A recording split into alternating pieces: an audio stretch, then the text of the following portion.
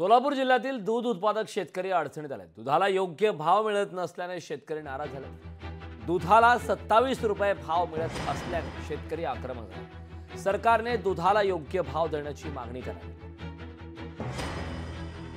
300 litre दुधाला गेल्या वर्षी 40 रुपये रेट होता महाविकास आघाडीच्या काळात।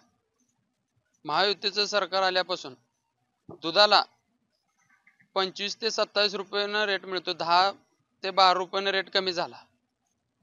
तरी सरकारनं गांभीर्यानं लक्ष द्यावे शेतकऱ्याकडे। सध्या शेतकऱ्याला वाऱ्यावर सोडलेलं आहे सरकारने। शेतकऱ्याकडे 1 रुपयाही दुधाचा राहत नाही। तरी सरकारने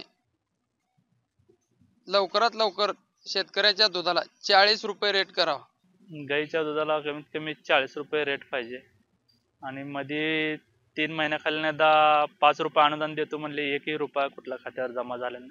समजे कागदपत्र डॉक्युमेंट जमा केले, पैसे कुठले आले नाही।